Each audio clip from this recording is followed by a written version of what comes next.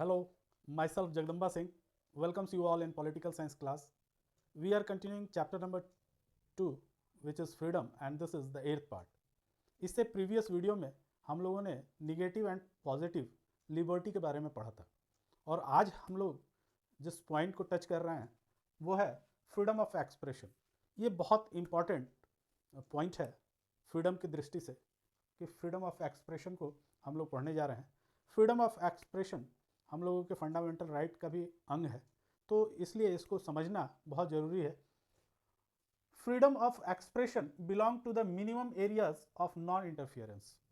जब हम लोग प्रीवियस वीडियो में निगेटिव लिबर्टी को पढ़ रहे थे तो हम लोगों ने जाना था कि जो नॉन इंटरफियरेंस का एरिया होता है, नॉन इंटरफियरेंस का एरिया जो होता है, it is the point of debate and discussion. उस पर डिबेट और डिस्कशंस होने चाहिए कि वो कहाँ तक हो सकता है, मिनिमम उसका एरिया कहाँ तक हो सकता है, इस पर डिबेट और डिस्कशन। तो फ्रीडम ऑफ एक्सप्रेशन जो है ये बिलोंग करता है इसी चीज़ से कि उसके मिनिमम एरिया को डिफाइन किया जाना जरूरी है बाय डिबेट एंड डिस्कशंस। तो इसके ऊपर जॉन स्टुअर्ट मिल ने कुछ बातें कही हैं, उनको हम लोग समझेंगे कि John Stuart Mill set out good reasons Y freedom expression should not be restricted. John Stuart Mill ने ये बताया है कि क्यों जो है फ्रीडम को रिस्ट्रिक्ट नहीं किया जा सकता है, फ्रीडम ऑफ एक्सप्रेशन को रिस्ट्रिक्ट नहीं करना चाहिए। इस पर उन्होंने कुछ बातें कही हैं in his book on liberty. उन्होंने जो बुक लिखी थी ऑन लिबर्टी उसमें इन बातों पर चर्चा उन्होंने की है। ही ऑफर्ड 4 रीजंस। उस बुक में उन्होंने 4 रीजंस इंपॉर्टेंट दिए हैं जो ये बताते हैं कि why freedom of expression should not be restricted, कि एक्सप्रेशन फ्रीडम ऑफ एक्सप्रेशन जो है उसको रिस्ट्रिक्ट क्यों नहीं किया जाए। इस पे उन्होंने 4 महत्वपूर्ण पॉइंट्स रेज किए हैं अपने बुक ऑन लिबर्टी में।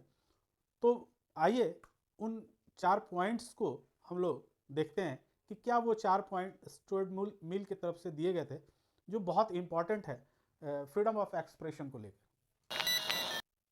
जेएस मिल द्वारा जो आर्गुमेंट्स दिए गए उसको हम लोग आइए देखते हैं कि JS mill argument on freedom of expression, कि फ्रीडम ऑफ एक्सप्रेशन पे उनके आर्गुमेंट्स क्या हैं। तो 4 पॉइंट्स उन्होंने बताए, इनको बहुत ध्यानपूर्वक समझने की ज़रूरत है। पहला पॉइंट है no idea is completely false. कोई भी आइडिया जो होता है वो कम्प्लीटली फॉल्स नहीं होता है। इसका क्या मतलब है कम्प्लीटली फॉल्स नहीं होता है? What appears to us as false, जो हम लोग को फॉल्स दिखाई देता है, has an element of truth, उसमें एलिमेंट ऑफ ट्रूथ छुपा होता है। यानी कि जो चीज़ें हमको नज़र आ रही हैं वही एग्जैक्ट सच्चाई हो, वही एग्जैक्ट ट्रूथ हो, ऐसा नहीं होता है। और कभी कभी नहीं, अक्सर ऐसा होता है कि हम लोग सच्चाई देखने में चूक जाते हैं। इफ़ वी बैन फॉल्स, अगर हम लोग फॉल्स चीज़ों को बैन कर देंगे, we would lose the element of truth their contents, उसके अंदर जो सच्चाई छुपी है वो हमको नज़र नहीं आएगी। अब इसमें कहने का अर्थ उनका ये है कि सच्चाई जो है, ट्रुथ जो होती है, वो कई परतों के नीचे छुपी होती है। ऐसा नहीं है कि वो इजीली विजिबल है कि हम लोग देखें और समझ गए कि यही सच्चाई है। सच्चाई कई परतों में छिपी होती है और कभी कभी अगर उस सच्चाई को आने ही नहीं दिया जाए, उसको पहले ही रोक दिया जाए, तो फिर वो सच्चाई नहीं आ सकती है। इसको एग्जाम्पल से हम लोग देखते हैं कि मान लीजिए मेरे हाथ में एक पेन है, ये पेन मेरे हाथ में मार्कर। अगर मैं पूछूं कि पेन कहाँ है तो आप क्या बताएंगे? अक्सर मैक्सिमम बच्चे ये बोलेंगे कि सर आपके हाथ में है, लेकिन ये एग्जैक्ट ट्रूथ नहीं है। मेरे 2 हाथ हैं, ये मेरे राइट हैंड में है, ये भी सच्चाई नहीं है। ये उंगलियों में है, कुछ बच्चे कहेंगे कि सर ये उंगलियों में है, उंगलियां मेरी 10 हैं, एग्जैक्ट बताइए कि कहाँ है। तो आप बोलेंगे कि राइट हैंड के पॉइंट फिंगर और थंब के बीच में ये पेन है। अब हम लोग सच्चाई तक पहुंचे। तो पहली बार में जो बोला गया, अगर उसको ही बोलने नहीं दिया जाएगा तो इस सच्चाई तक हम कैसे आएंगे कि एग्जैक्ट वो सच्चाई है कहाँ। इस एग्जाम्पल से मैं इतना बताना चाह रहा हूँ कि कई लेयर्स में छुपी होती हैं सच्चाइयाँ, और वो जैसे जैसे उस पर उसके व्यूज़ अलग अलग आने लगते हैं उस पर, तब पता चलता है कि नहीं, जो पहली बार कहा गया वो बिल्कुल सही नहीं था, बल्कि जो दूसरी बार कहा गया वो कुछ हद तक सही था, और तीसरी बार एग्जैक्ट सही है। तो इस तरह हम लोग देखते हैं कि no idea is completely false. कोई भी आइडिया जो है वो कंप्लीटली फॉल्स नहीं हो सकता है। और what appears us to be false, जो हम लोगों को फॉल्स दिख रहा है, has an element of truth, उसके अंदर सच्चाई छुपी हुई है। If we ban false ideas, अगर हम लोग गलत ना बताएं तो सच्चाई तक पहुंचना कठिन हो जाएगा। इसलिए बातों को दबाना नहीं चाहिए। अगर कोई गलत भी बात बोल रहा है तो उसको एक प्रॉपर वे में उसकी बात को अपोज करना चाहिए, एक अच्छे तर्क के साथ, कि आप जो कह रहे हैं उसमें सच्चाई नहीं है, बल्कि सच्चाई ये है। ये चीज़ें समझाने की कोशिश करनी चाहिए, न कि उसको बोलने ही ना दिया जाए, उसको एक्सप्रेस ही नहीं करने दिया जाए। अगर एक्सप्रेस नहीं करने दिया जाएगा तो वो सच्चाई बाहर नहीं आ सकती। सेकेंड पॉइंट है कि truth does not emerge by itself. Truth अपने आप बाहर नहीं आएगा। ट्रूथ बाहर कब आएगा? क्योंकि वो कई परतों में नीचे छिपा है, जहां तक आपकी दृष्टि नहीं जा रही है, आपकी सोच, आपकी थिंकिंग वहां तक नहीं जा रही है उस ट्रूथ तक। तो truth does not emerge by itself, वो अपने आप इमर्ज नहीं होगी। It is only through a conflict of opposing views that truth emerge. और अपोजिंग व्यूज जब आएंगे उस पर, तब वो ट्रूथ सामने आएगा। जिस तरह से हम लोगों ने पेन का एग्जाम्पल देखा कि पहली बार में हम लोग गलत थे, दूसरी बार में थोड़ा नज़दीक पहुंचे, और तीसरी बार तब जाकर हम लोग एग्जैक्ट पॉइंट पे पहुंचे कि पेन कहाँ है। थर्ड पॉइंट उन्होंने बताया कि truth always run the risk of being reduced to an unthinking cliche. ये अनथिंकिंग क्लिच जो होता है कि हमारी समझ वहां तक नहीं पहुंची, वो क्लिच जो होता है, truth always run the risk of reduced thinking cliche, कि हमारी सोच वहां तक हो सकता है कि नहीं पहुंच रही हो, तो उस चीज़ को एक्सेप्ट भी करना चाहिए। ऐसा नहीं है कि अगर किसी ने प्रॉपर सच्चाई को बताया तो हम उसका अपोज करें, ये कोई ज़रूरी नहीं है। हाँ, अपनी बात को रखा जा सकता है। It is only when we expose it to opposing views, इसका अपोजिंग व्यूज़ के साथ इसको अपोज किया जा सकता है, that we can be sure that the idea is trustworthy. और अपने आइडियाज़ को ट्रूथवर्दी साबित करने के लिए हम लोगों को अपोजिंग व्यूज़ लेने चाहिए, और किसी भी फॉल्स आइडिया को भी रोकना नहीं चाहिए, उसको आने देना चाहिए, क्योंकि उसके अंदर ही सच्चाई छिपी है, जहाँ तक हम नहीं देख पा रहे हैं उस चीज़ को। फोर्थ पॉइंट में उन्होंने कहा कि we can not be sure that what we consider true, जिन बातों को हम कंसीडर कर रहे हैं कि वो बातें ट्रूथ हैं, इज एक्चुअली ट्रू, वो एक्चुअली ट्रू है या नहीं, ये किसी को नहीं मालूम है। Very often ideas that were considered false at one point, बहुत सारे बातें ऐसी हैं वर्ल्ड में सामने आई हैं जिनको जिन चीज़ों को उन आइडियाज़ को फॉल्स कहा जाता था, उन आइडियाज़ को फॉल्स कहा जाता था एक समय में। लेकिन जैसे कि पृथ्वी गोल नहीं है, चपटी है, ये बताया जाता था, लेकिन फिर बाद में उसमें सुधार हुआ, लोग मानने को तैयार नहीं थे कि चिपटी नहीं है, गोल है। तो we cannot be sure that what is we consider true is actually true. जिसको हम लोग सच्चाई मान रहे हैं वही सच्चाई है, ये सही नहीं है। तो बहुत सारे आइडियाज ऐसे हैं जिनको कंसीडर फॉल्स कंसीडर किया जाता था at one point of time by entire society. पूरे वर्ल्ड उसका अपोज करता था कि नहीं नहीं, पृथ्वी चपटी है, गोल नहीं है। एंड देयरफॉर सप्रेस्ड और उनकी बातों को दबाया गया, turn out to be true later on, और बाद में पाया गया कि ये बातें सही थी।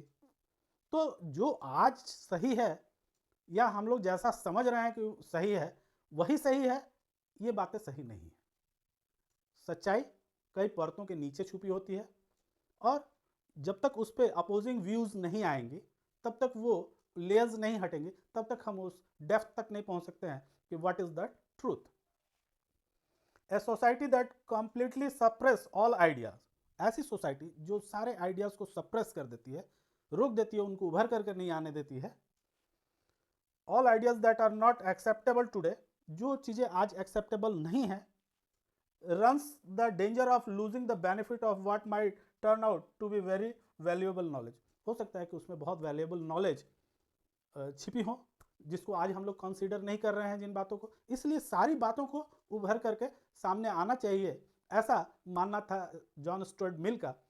और कहीं कुछ हद तक ये बातें सही भी हैं, और इसमें सच्चाई है कि जो ट्रुथ होता है वो कई लेयर्स के अंदर छिपा होता है, और एक बार में एग्जैक्ट हम उस ट्रुथ को पॉइंट आउट कर लें, ये चीज़ें नहीं होती हैं। नहीं तो ऐसा नहीं होता कि लोग पहले मानते थे कि पृथ्वी चपटी है और गोल नहीं है, लेकिन जिन्होंने बताया उनके आइडिया को सप्रेस किया गया, लेकिन बाद में इसको कंसीडर किया गया कि नहीं नहीं, पृथ्वी गोल है। तो जिन बातों को आज नकारा जा रहा है, हो सकता है कि आगे चल के वो बातें सही साबित हो जाए। तो जॉन स्टुअर्ट मिल का ये कहना बिल्कुल सही था।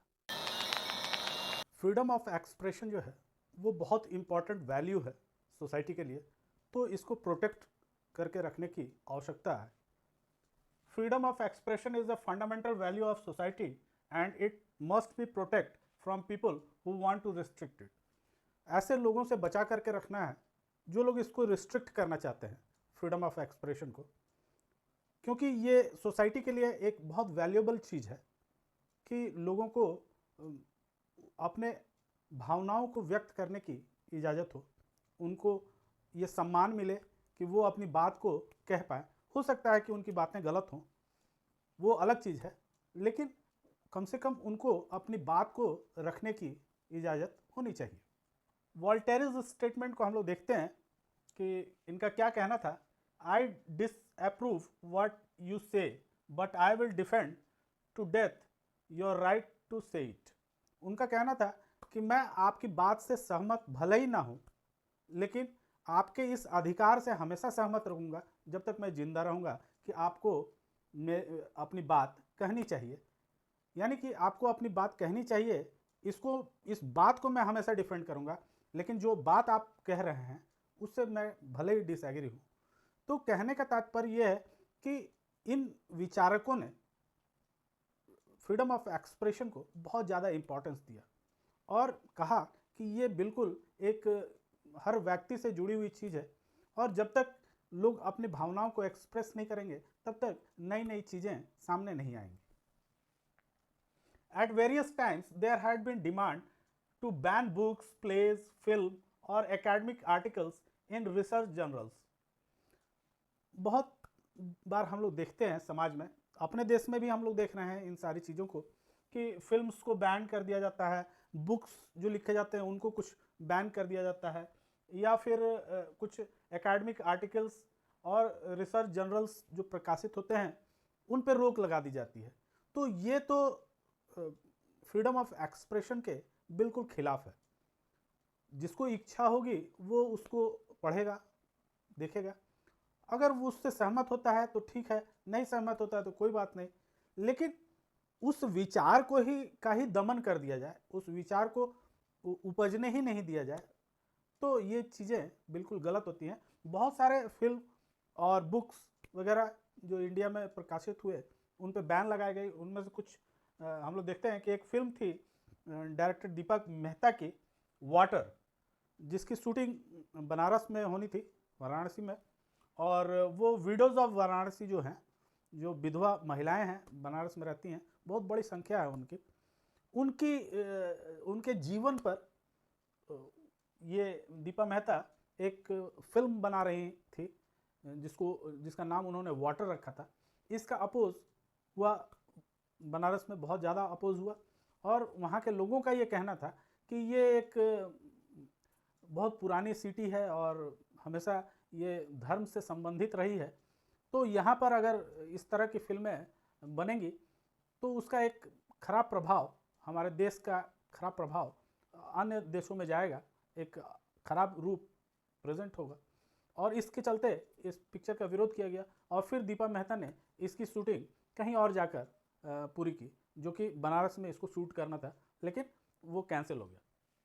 ऐसे ही रामायण लिखी गई थी अभय मेनन के द्वारा, उसको बैन कर दिया गया उस बुक को। द साइटैनिक वर्सेस बहुत प्रचलित किताब एक रही, विवादित, सलमान रुश्दी के द्वारा। ये बाहर के देश के हैं सलमान रुश्दी। इन्होंने एक बुक लिखी थी द साइटैनिक वर्सेस, और इसको बैन कर दिया गया। इवन इंडिया में भी बैन है ये book. The last temptation of Christ, ये एक फिल्म आई थी the last temptation of Christ, इसको भी बैन कर दिया गया है। इंडिया में भी बैन है ये।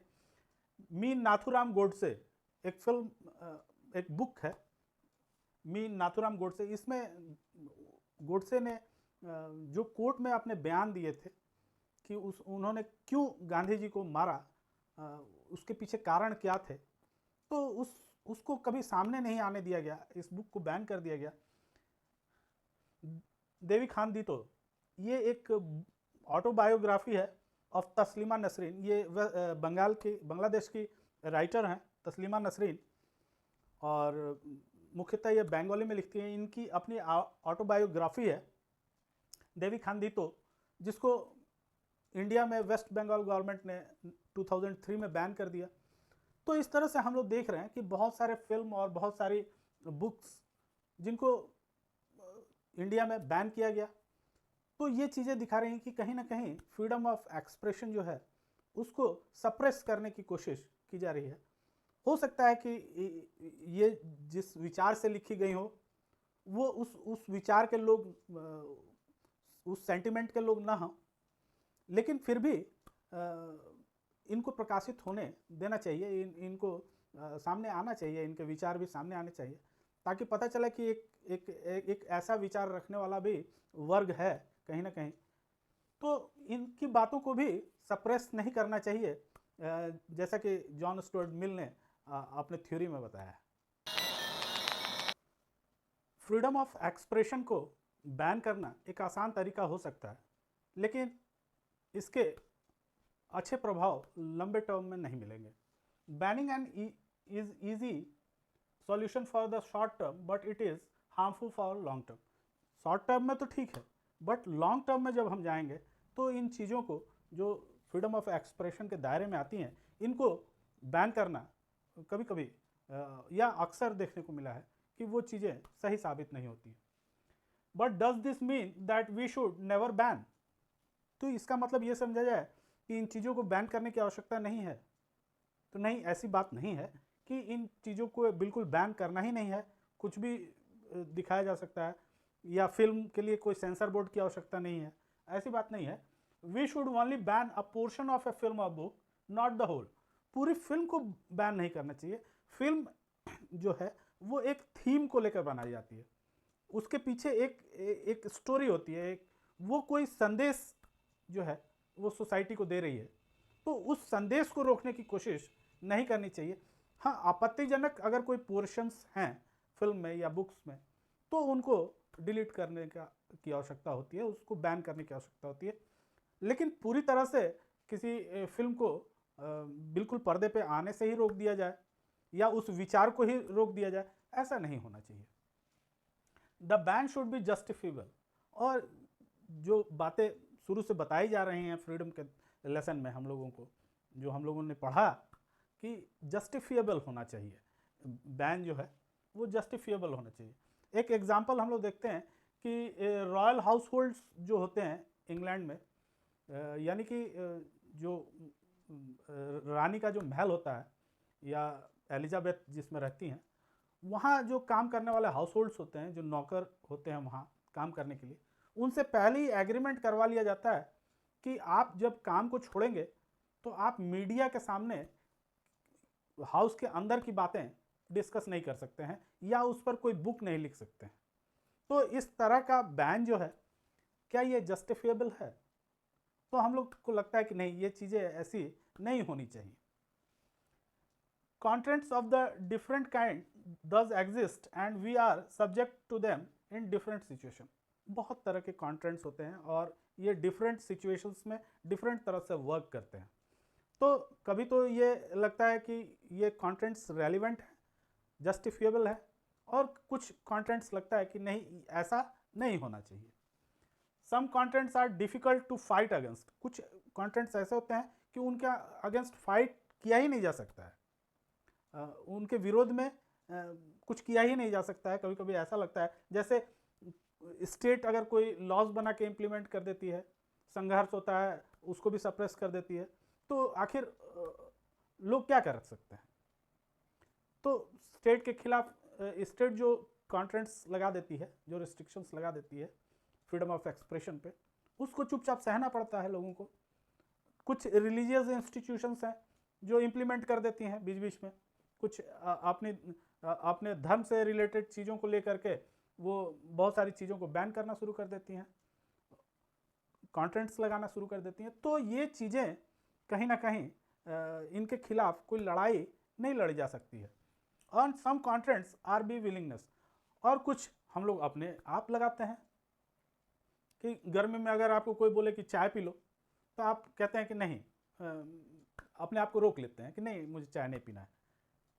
या स्मोक करने से बहुत लोग अपने आप को रोक लेते हैं। तो ये विलिंगनेस है। तो कुछ तो हम लोग कॉन्ट्रेंट्स को अपने आप अपने विलिंग से ही रोक लेते हैं, लेकिन कुछ चीज़ें ऐसी होती हैं जहाँ स्टेट कोई कॉन्ट्रेंट्स लगा रही है और कुछ रिलीजियस इंस्टीट्यूशंस कुछ कॉन्ट्रेंट्स लगा रही हैं, तो वहाँ हम लोग अपने को बाध्य पाते हैं और वहाँ पर कहीं ना कहीं फ्रीडम ऑफ एक्सप्रेशन सप्रेस होता है। फ्रीडम का मतलब एब्सेंस ऑफ चॉइस है। तो बच्चों, freedom means absence of choice. ये आपको निर्णय करना है कि आपको क्या चूज करना है।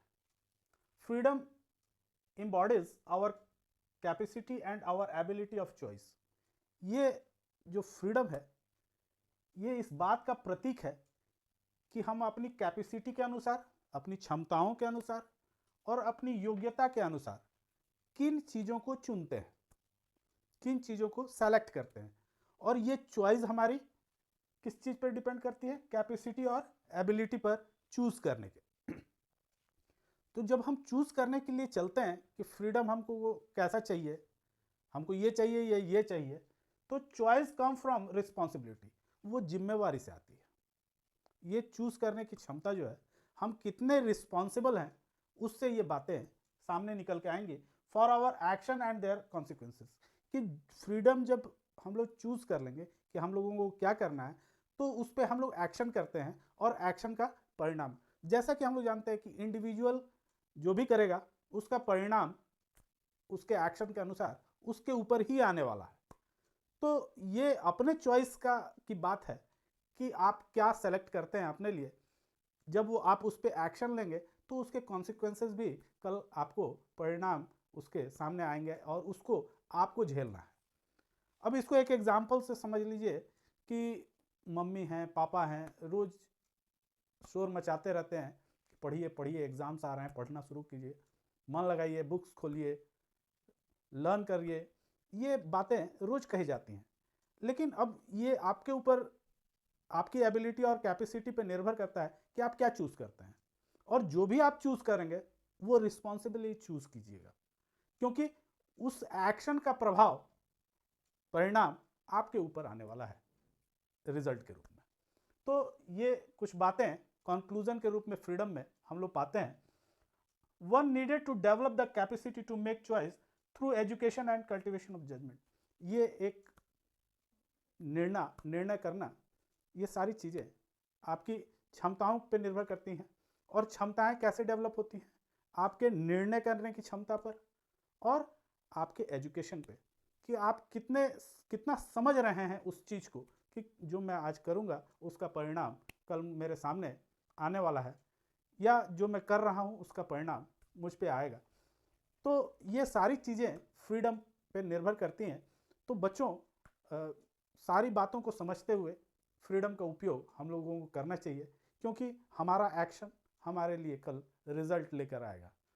तो बच्चों, ये था पूरा लेसन फ्रीडम का, और आज इस चैप्टर का ये लास्ट वीडियो है जो अब समाप्त हो रहा है। तो पूरे चैप्टर में आप मेरे साथ बने रहें, ये बहुत खुशी की बात है। और इस चैप्टर को अपने दोस्तों के साथ शेयर कीजिए, लाइक कीजिए वीडियो को, और सब्सक्राइब करना मत भूलिए। Thank you.